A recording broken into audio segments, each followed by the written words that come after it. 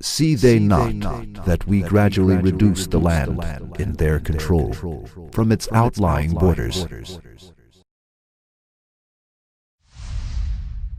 See they not that we gradually reduce the land in their control from its outlying borders? These two verses of the Quran mention that the surface of earth has been reduced and diminished from its outlying borders. Has the surface of earth been reducing from its outlying borders, really? What can be the meaning of this reducing? What do scientists say about this subject? According to the information of NASA, while the Earth's equatorial radius is 6,378.5 kilometers, its polar radius is 6,357. This means a difference of 0.3%. Here, there is an indication of this flattening at poles with the following statements from the Quran. We reduce the land from its outlying borders, and we diminish the land from its outlying borders. Besides, we also point out to the following issue that there is a statement in the verse as we gradually reduce instead of we reduced. From this statement, we understand that the process of reducing still continues. If there were a statement within the verse as we reduced, we could understand that the earth was created in the same shape as it is today. The statement, we gradually reduce, informs us about a formation after a definite process. That is, reducing is still continuing. The following 2 points which stem from this verse of the Quran are in complete conformity with the discoveries of the creation of earth. 1. There is a reducing at the edges of the earth. In fact, the earth is flattened at poles and bulges at the equator. This reducing still continues as it is stated in the verses.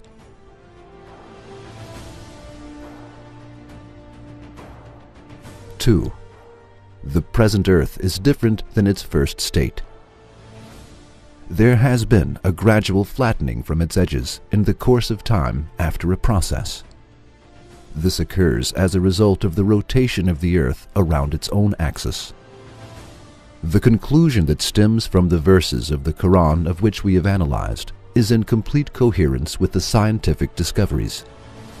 There is a reference for other scientific truths in the verses apart from these findings.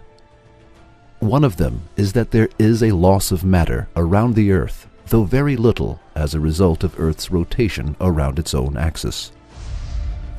The statements in the verses as we reduce and we diminish indicate this loss of matter around the earth. Scientists confirmed this indication of the Quran and approved that there is a constant loss of matter around the earth, though very little. Here, these verses are also related to the decrease of land from another aspect. The scientists of Goddard Space Science Institute of Manhattan discovered that the level of water had been increasing as a result of the melting of ice sheets at the poles. The increased level of water also covers more land. As the coasts are covered with water, the total surface area, or the quantity of land, also diminishes. Therefore, the statements of the verses as we reduce and we diminish also indicate the coasts being covered with water and the reducing of land on the earth. Now, let us think about this matter. It was not possible for the people who lived in the age of the Prophet Muhammad, peace be upon him, to know these scientific truths that are informed in these verses. You can even see that you cannot receive any answer from the people who are not really interested in physics when you ask them subjects such as whether a matter is flattened from its poles when it turns around its axis or not, or about the diminishing of land on the earth, the flattening of the poles, and the loss of matter on earth. This information is hardly known by any people except those who have a special interest in physics or the formation of Earth nowadays.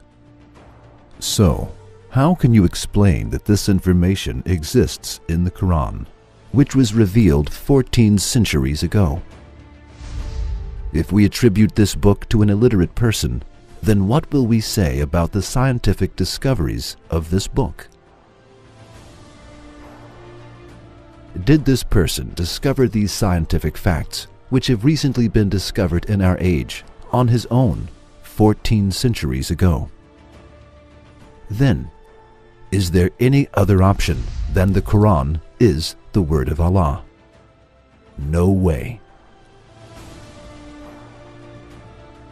The discovery of the Quran's scientific miracles in our age is an aid and support of Allah to believers against the increased attacks on religion. Today, the secrets of space and Earth have been revealed, much more so, both the art of Allah and the Quran's miraculous declarations are understood much better.